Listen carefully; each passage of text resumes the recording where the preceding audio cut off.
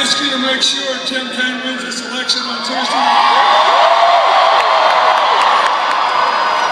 And it was great to hear Dave Matthews Band again.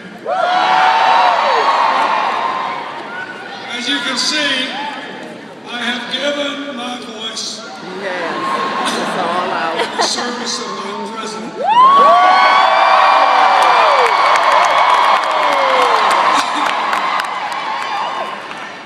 I had the honor of introducing the president tonight and sort of setting up his speech.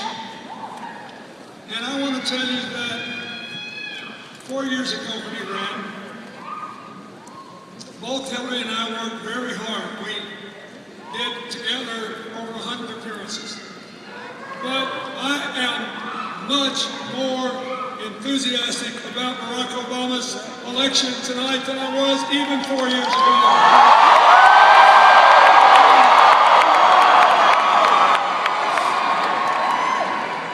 There are 5 simple reasons. First of all, in a time torn by ideological warfare and contentious partisanship, he has the right philosophy. The president knows that we're all in this together works a lot better than you're on your own. He knows that an economy that builds the middle class and gives poor people an honorable way to work their way into it is a lot better than 4 more years of trickle down.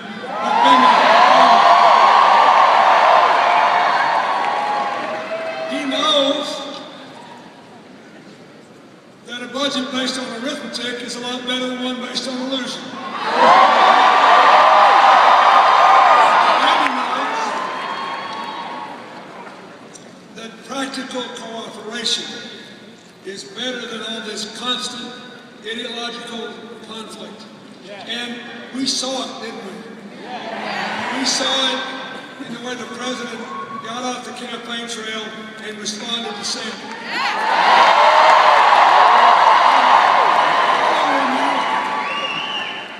People were thrilled to see him working with the Republican governor of New Jersey and the mayor of New York City, who is an independent and who endorsed President Obama.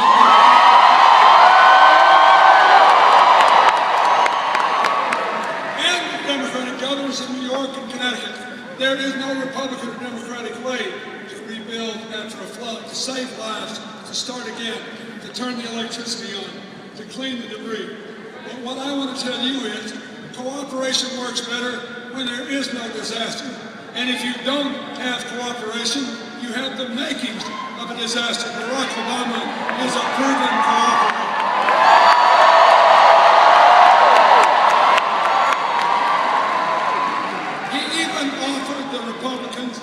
Unilaterally, in an attempt to get a budget deal, $1 trillion in spending cuts.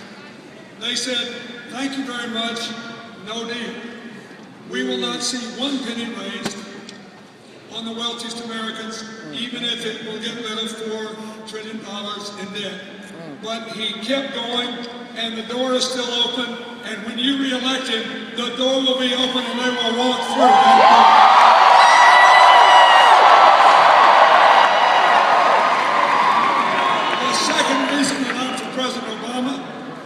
Is that he has done a good job with a bad hand. Keep in mind, all through 2007 and 2008, then Senator Obama crossed America with Senator Clinton and Senator Biden and other good Democrats, all talking about how bad the economy already was.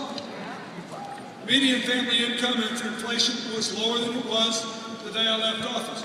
Poverty was up. All these things Mr. Romney talks about now were true before the crash. Right. Because of the policies he now advocates. Right. Then came the crash, just 6 weeks before the election. And he took office when the economy was losing 800,000 jobs a week. Now, the economy lost jobs for about 15 months.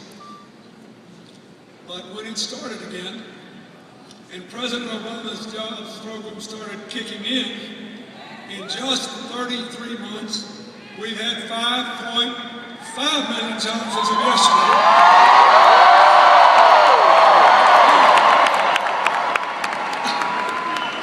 When someone criticizes an office holder, you have the right to ask them, compared to what? So let's look at our most recent comparison. If you don't count the losses in the crash against President Bush, and you just look at the 7 years after the brief slowdown we had when the dot-com stocks crashed a little bit, and the onset of the crash in September 2008, just that 7-year period, there were 2.6 million private sector jobs. In 33 months, less than half that time, twice as many jobs, 5.5 million. Barack Obama has done a good job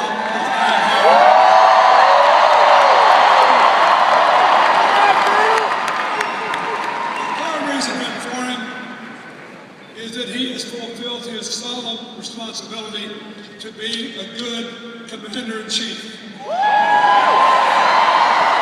has advanced the nation's security by ending the war in Iraq, by bringing our troops home from Afghanistan, by fighting terror, modernizing the military, and aggressively pursuing diplomacy to make a world with more friends and fewer adversaries.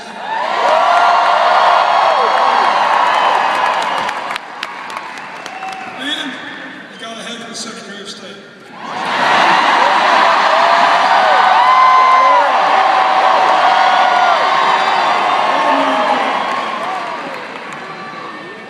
Most important of all to me, he has shown a consistent, unbreakable commitment to take care of the men and women in uniform when they come home.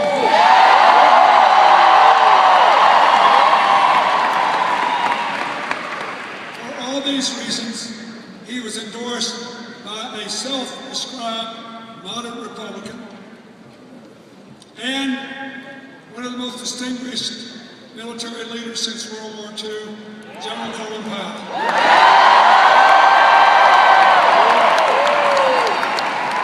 He also pointed out that his opponent's main advisors are the same neocons that took us into war in Iraq on bad intelligence. Barack Obama is your choice for commander-in-chief.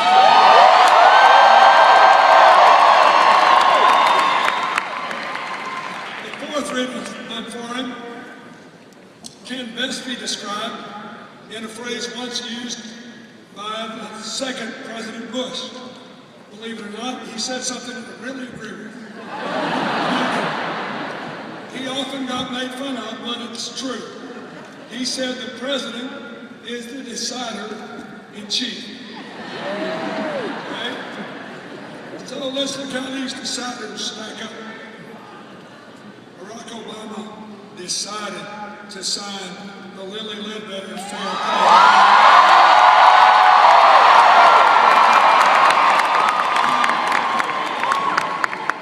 That is not just a woman's issue.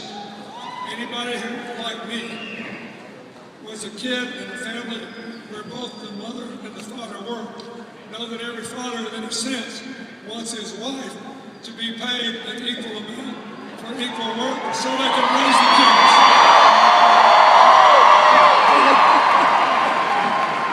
Now this law has been on the books for a couple of years now, and when Mitt Romney, who wants to be the decider-in-chief, was asked, well, he was asked, well, Governor, would you sign the bill?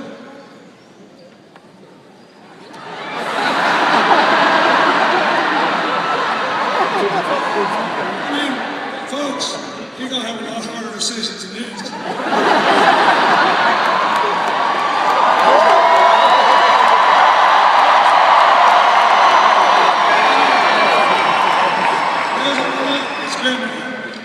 There's an answer to this question. You can answer yes or you can answer no. But when you are the decider-in-chief, you don't need to just shuffle along. You can't do that. Barack Obama wants to keep funding Planned Parenthood and Mitt Romney.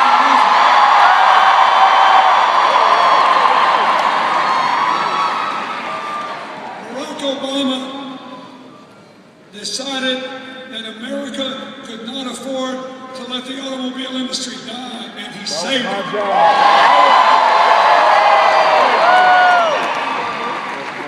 And Mitt Romney opposed what he did. And now he keeps signing.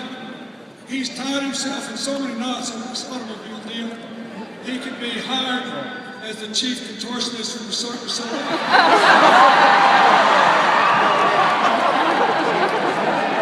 But he was against it. And I know something about this. I grew up in this business. And it wasn't just General Motors and Chrysler. There's a reason that all the German and Japanese companies that make cars in America who didn't get a penny out of this deal were for the automobile restructuring.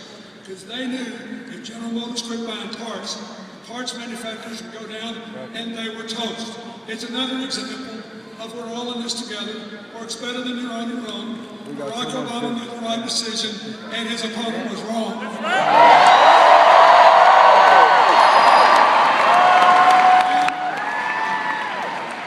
In an unbelievable attempt to distract the voters of Ohio, where 1 in 8 jobs depends on the car business, he accused the president of allowing Jeep to move jobs to China.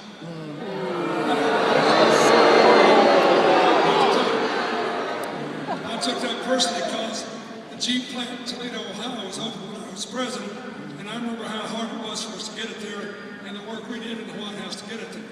I know that they are expanding that plant, hiring more people, taking on new production lines.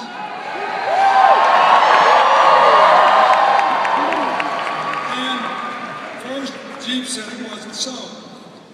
Then Chrysler said Governor Romney was wrong. Then even General Motors rebuked him. Now, you know, when I was a kid, and I got my hand caught in a cookie jar, well, my face sort of turned red, and I took my hand out of the cookie jar. Not Governor Romney. He just begging for more cookies.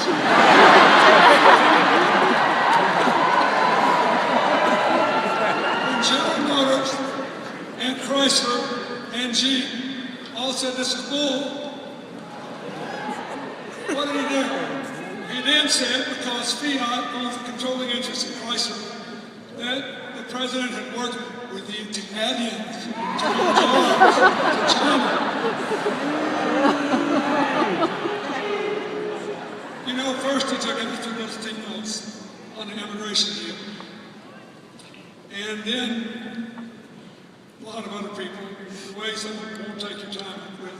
Now he's going after the Italians. If the Irish are next on toast.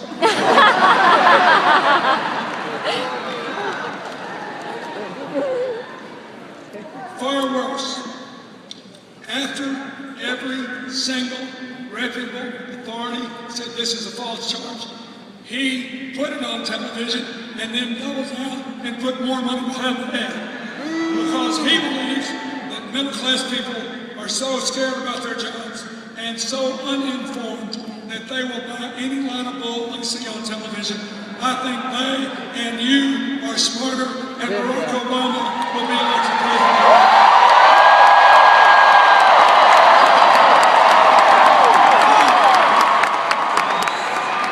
Finally, and most important, I'm for President Obama because his plans for the future are better. That's what really matters. And in some, he's going to talk about this, but I'll just give you a brief outline. He wants us to begin to invest even more in the new jobs of the 21st century, in infrastructure, in information technology, in clean energy, in manufacturing, in modern agriculture. And he wants to educate and empower people to do those jobs. He wants to help middle-aged, non-college educated, long-time unemployed workers get back in the mix by going to community colleges and getting skills that will get them good jobs. He has literally revolutionized the student loan law. From now on, beginning next year, listen to this, every person in America who has a college loan beginning next year will first of all get it at a lower cost and will have the absolute right to pay that loan back as a low fixed percent of their income for 20 years.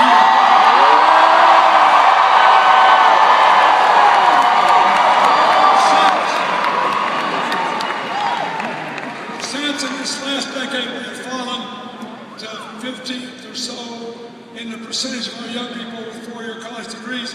This is great. It means nobody ever has to drop out of college again, ever, because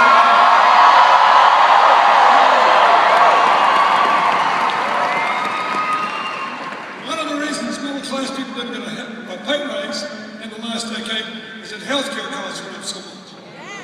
The healthcare law has not only allowed 3 million young people to be on their parents' insurance policy for the first time,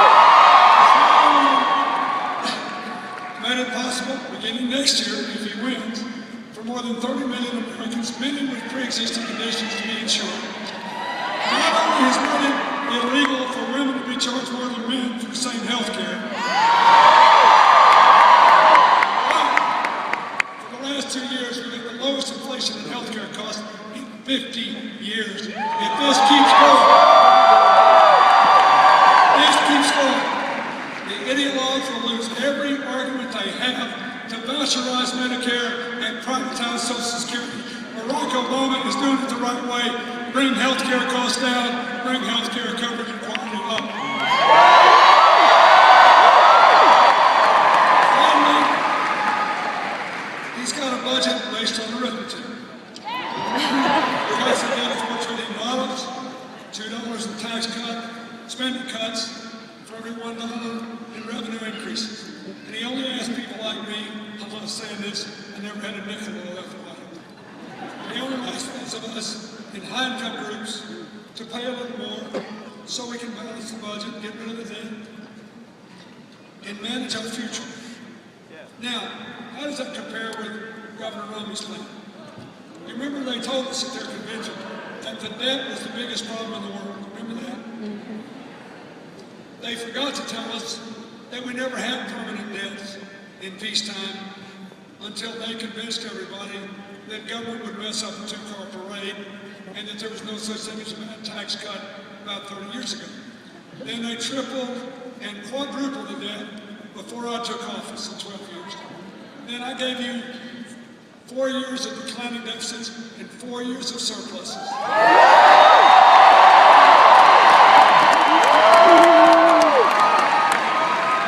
Then they went back in with the same old theory that Governor Romney's advancing, and they doubled the debt again. So, this should explain something to you. Obama's plan brings the debt down, and it's based on arithmetic. What is Romney's plan? Another big tax cut for upper income people, give the highest of us, highest income people 60% of the tax cut. And then cut education and cut the investment in all these areas that are going to create 21st century jobs, cut them a lot, repeal the student loan law, making the loans more expensive and harder to repay, and keeping us down there in the rankings of college graduates. And don't produce a budget. You say, well, Governor, you want to spend $2.5 trillion more than the president wants to spend. You want to cut taxes $5 trillion more than he wants to cut taxes. And you've only identified about $1 trillion worth of tax deductions on companies that you want to repeal to lower the corporate income tax. That's President Obama's idea. But that leaves $6.5 trillion. How are you going to fill that hole? And even if you fill it, you want to reduce the deficit a penny. You want to reduce the long-term debt a penny. How are you going to do that? See me about that after the election. he has no budget. I want to vote for the president who has a budget, who has a plan that will produce.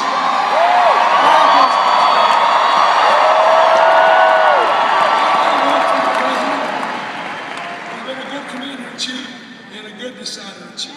I want for a president who's been through the fire of these last 4 years and brought America out on the other side, ready to take off. And lastly, just remember this. You know, Governor Romney has promised us 12 million jobs. We've all heard that. He says, by just electing me, people decide their mind. They're going to get 12 million jobs.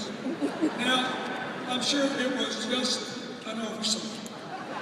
Or as the president has told us, America is in the grip of this huge public health epidemic. There's this virus going all over America, backed by hundreds of millions of dollars, spreading a condition known as amnesia. It is so prevalent that even his opponent could have picked up a little of it. But anyway, he forgot to tell you that just days before he promised you the 12 million jobs, a distinguished independent business forecaster, Moody's Analytics, says we're going to get 12 million jobs in the next 4 years if we just don't mess up what President Obama has already done.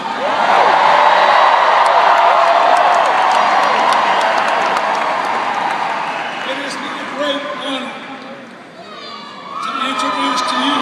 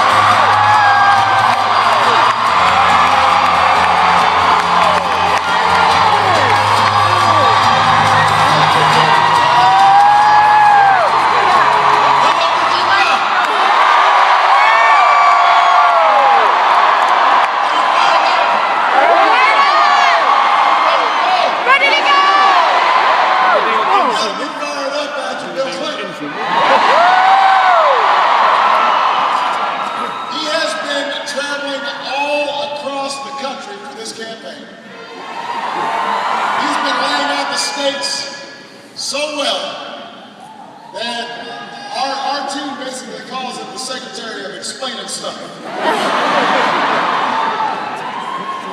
The only twin working harder than him is our Secretary of State, Hillary.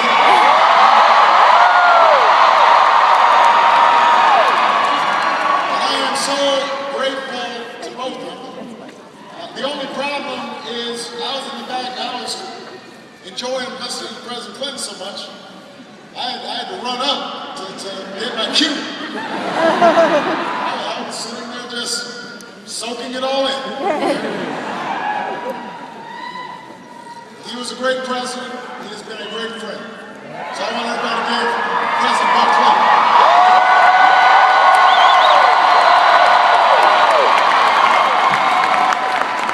Speaking of outstanding public servants, your next senator, your former governor, Tim Kaine, is in the House.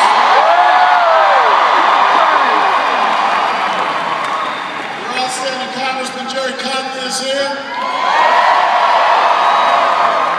And I want everybody to please thank Dave Matthews for the outstanding.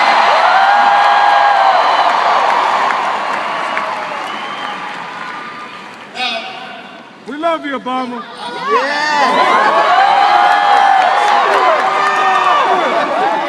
Obviously, all of us have been focused on the devastation that's been taking place all along the East Coast. Virginia got hit, but was spared some of the worst part of the storm. But I've been in New Jersey, been on the phone every day with folks from Connecticut and New York. As a nation, we mourn those who've been lost. Our hearts and prayers go out to the families who are going through just some unbearable pain. So many folks have been impacted. It's going to be a long, hard road to recover. But every time I've spoken to folks in the region, what I've told them is that America will be with them every step of the way. America will be there on this hard road ahead. We will help them rebuild together because that's what we do as Americans. Exactly. Which is why, during the course of tragedy, we've also been inspired over these last few days by heroes, firefighters, and National Guardsmen and women, and EMS folks, and police officers running into buildings, wading through water, neighbors, helping neighbors cope with tragedy, leaders of different political parties working together to fix what's broken. Not worrying about who's getting credit, not worrying about the politics of it. A spirit that says no matter how bad a storm is, we bounce back. No matter how tough times are, we're all in this together. We rise for the long haul. As one nation and as one people.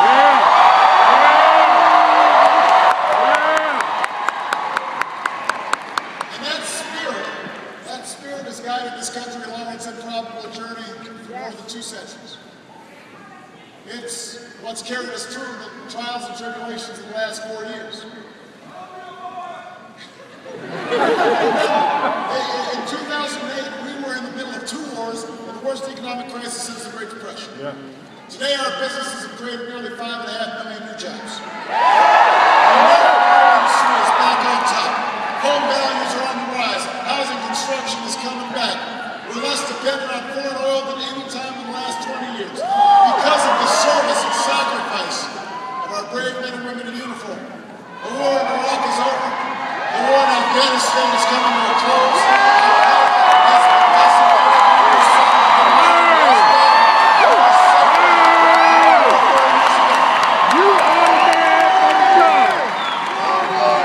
We got progress, Virginia. We made real progress. But Virginia, we're here tonight not only to listen to Dave Matthews. It was good music. That's good music. To hear the master Bill Clinton break things down for us. But we're also here because we've got more work to do. As long as there's a single American who wants a job and can't find one, our work is not yet done. As long as there are families working harder but still falling behind, our work is not yet done. As long as there's a child anywhere in Virginia, anywhere in this country, who is still languishing in poverty and barred from opportunity, our work is not yet done. We've got more work to do.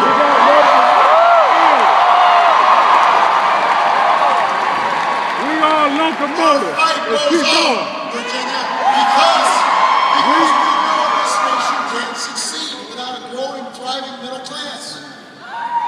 Our fight goes on because America's always done best. When everybody has a fair share. And everybody's doing their fair share. And everybody's playing by the same rules. That's what we believe. That's why you elected Bill Clinton in '92. That's why you elected me in '08. That's why I'm running for Senate.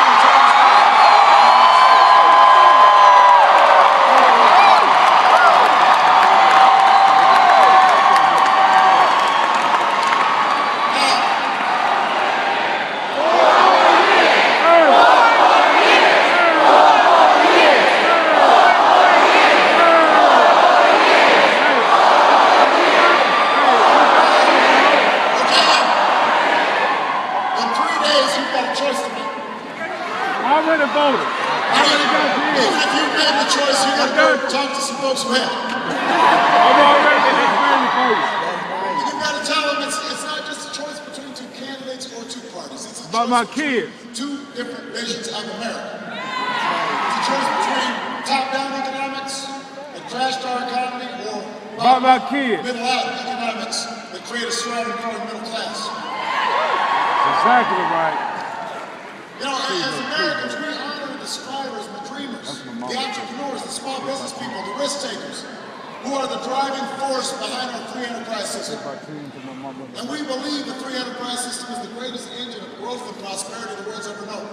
But we also know in this country, the market works best. The free enterprise system works best. You saved my job. More businesses are created. More jobs are created when everybody has a chance to succeed. Everybody. Everybody. And learn new skills. You saved mine. When we support research into medical breakthroughs and new technologies, because we know that we can't do that on our own. We've got to pool our resources to discover the future. We know that America's stronger when everybody can count on affordable health insurance. When everybody can count on Medicare and Social Security to give them a dignified retirement. We know the market works better when there are rules of the road to protect kids from toxic dumping, to protect consumers from being taken advantage of by unscrupulous credit card companies or mortgage lenders. We believe that there's a role for rules and regulations that are smart, and then we also believe there's some things we should leave to the people. For example, we don't think politicians in Washington are very smart about controlling healthcare choices that women are perfectly capable of.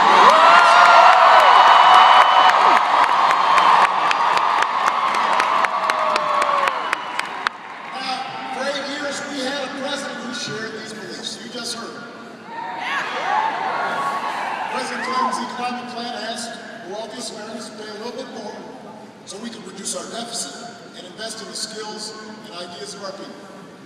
And the interesting thing is, at the time, the Republicans in Congress had a certain Senate candidate by the name of Mitt Romney.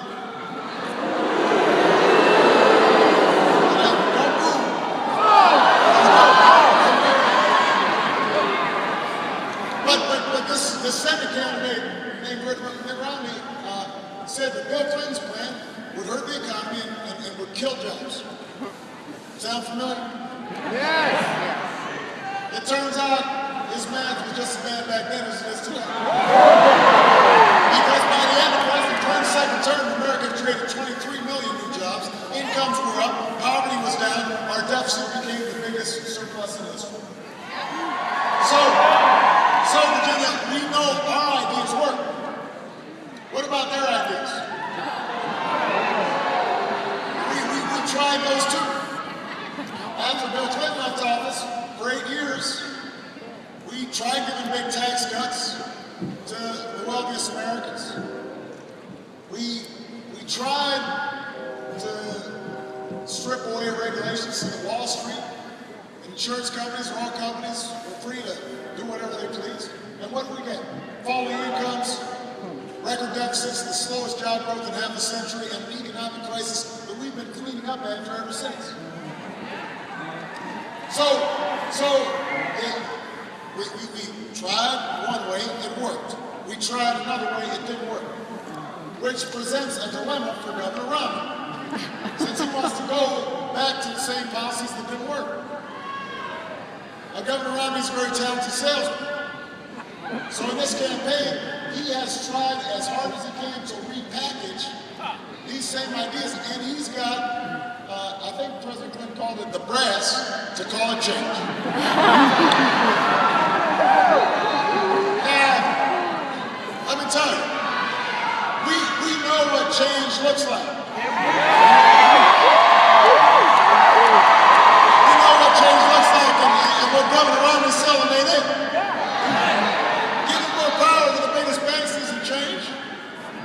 Another $5 trillion tax cut for the wealthy, that's not change. details of your policies until after the election, that's definitely not changed. We're ruling out compromise by pledging to rubber stamp the Tea Party folks in Congress, that's not changed. Changing the facts when they're inconvenient to your campaign, not changed. That's old. That's the attitude in Washington that needs to change. Yes.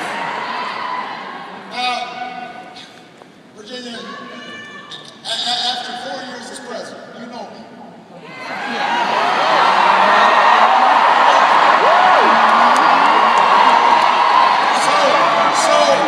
So when you're trying to sort through this argument about change, you know, part of what you have to ask yourself is, who do you trust? When you're talking about the economy and policy that's so critical to our future, you got to ask yourself, who do you trust? You may not agree with every decision I've made. Michelle doesn't agree with every decision I've made. There may be times when you're frustrated with the pace of change. I am frustrated sometimes with the pace of change. But you know I mean what I say. And I say what I mean. You know what I believe. You know where I stand.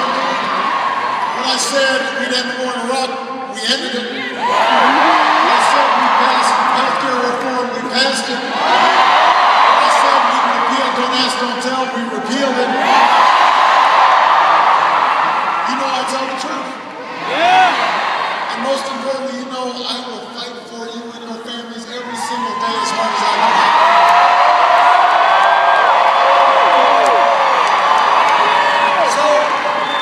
So let me tell you, I know what real change looks like because I fought for it. I've got the scars to prove it. And you have too. And after all we've been through together, we can't give up on it now. We've got to keep pushing forward. That's what I'm going to say.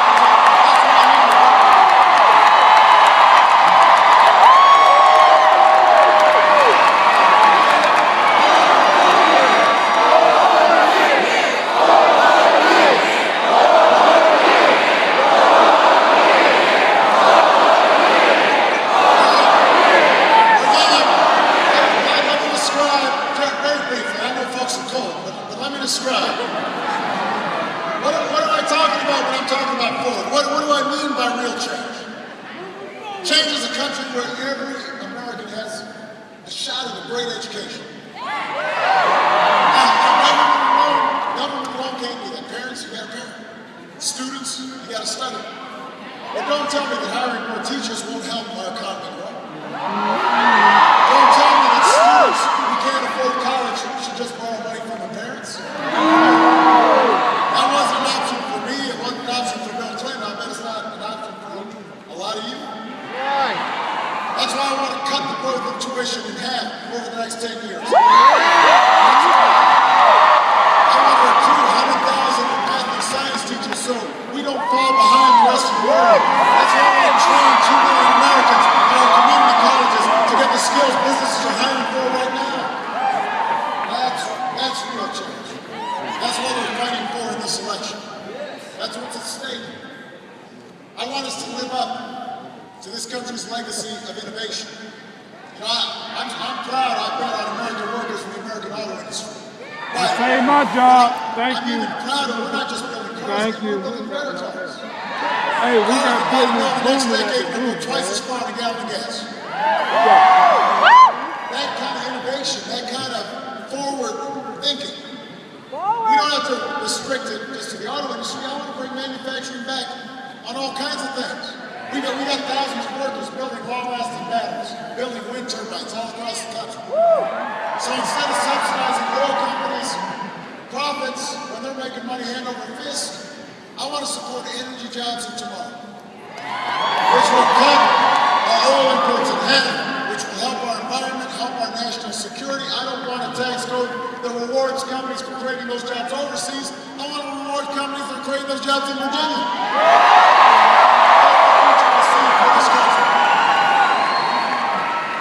Change is turning the page on a decade of war, so we can focus on nation building here at home. As long as I'm Commander-in-Chief, we'll pursue our enemies with the strongest military the world's ever known.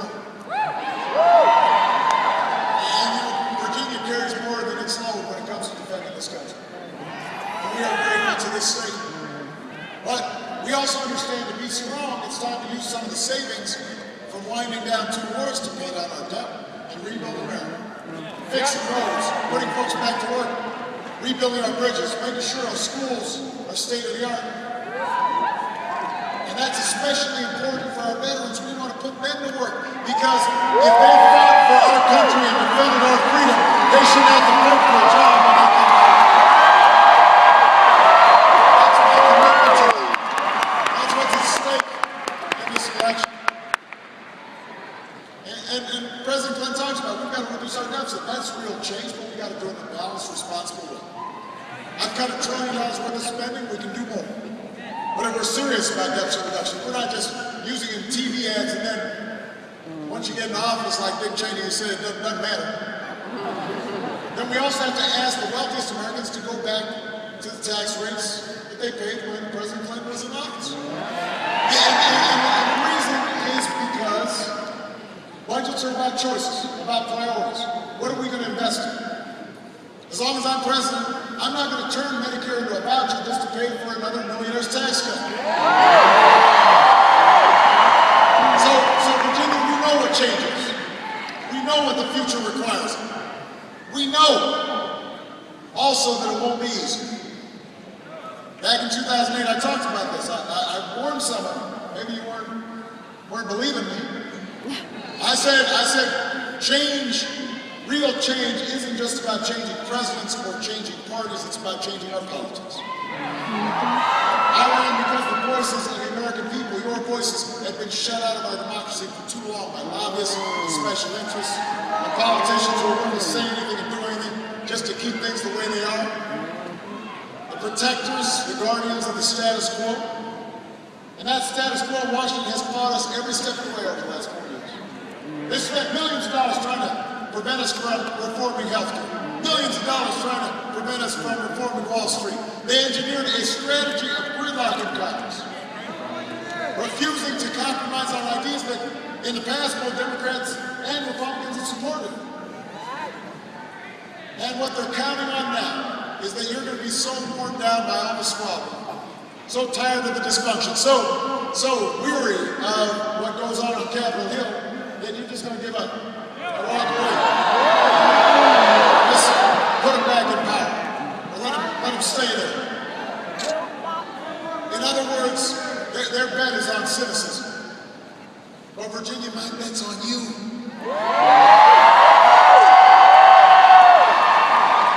My bet's on you and the decency and the good sense of the American people. And it's not a partisan bet I'm making. You know, when the other party's been willing to work with me to help the middle class, I'm right there with them. I'm happy about it. You know, I would have less gray hair if they're ready to go. Come on. When we cut taxes for middle class families and small businesses, we had some Republican support. That was great. We had some courageous Republican senators work with us to repeal Don't Ask, Don't Tell. We celebrated that. We embraced them. I'll work with anybody of any party to move this country forward. And Virginia, if you want to break the gridlock in Congress, you'll vote for leaders like Tim Kaine, who feel the same way.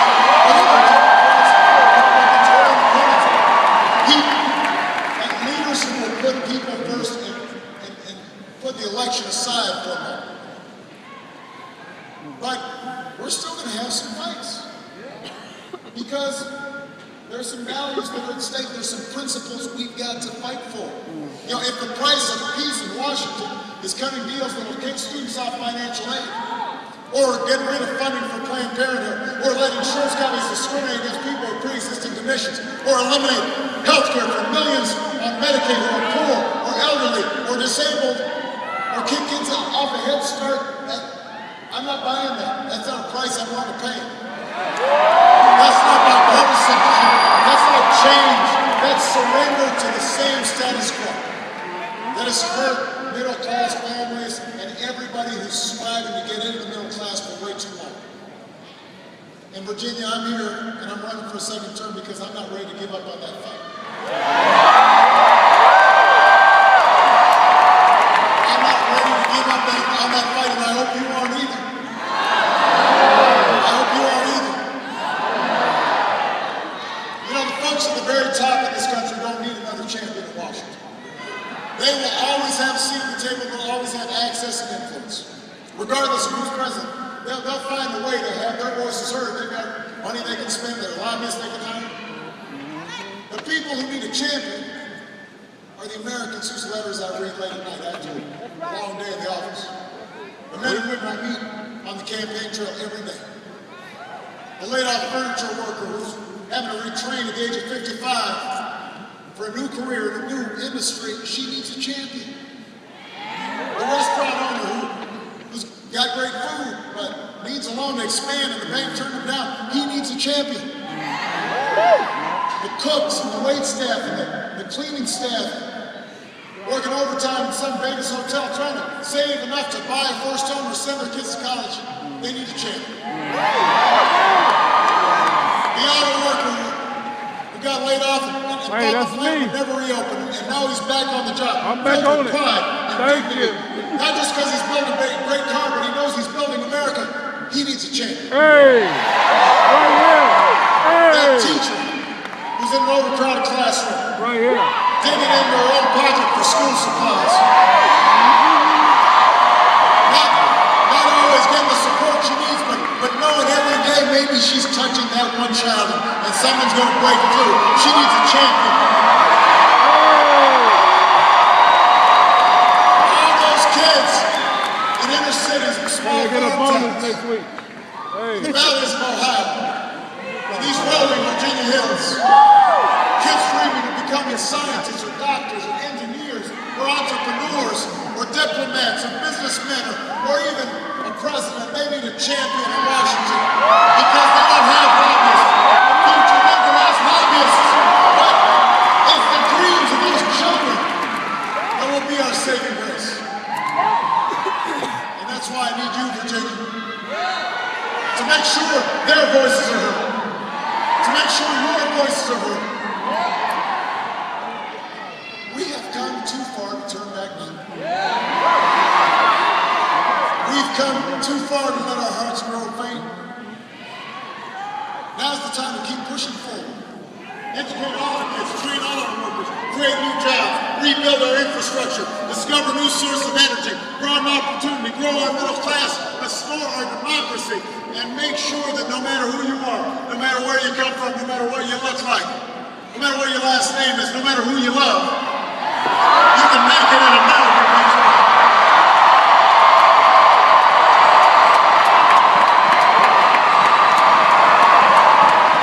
And Virginia, that's why I'm asking for your vote.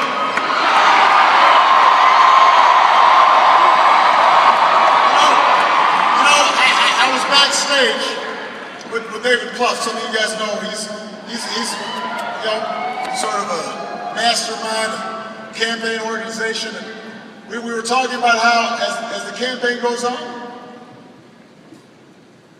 we become less relevant. I'm sort of a prop in the campaign. He's just bothering a bunch of folks calling, asking what's going on. You know, but the power is not with us anymore. The planning, everything we do, it doesn't matter because now it's all up to you. It's up to the volunteers. It's up to somebody knocking on a door. It's up to somebody making a phone call. It's up to somebody talking to their mom or their dad or their wife or their husband or their grandma or grandpa. And that's how democracy's supposed to be. It's up to you. You've got the power. And that's why I need you, Virginia.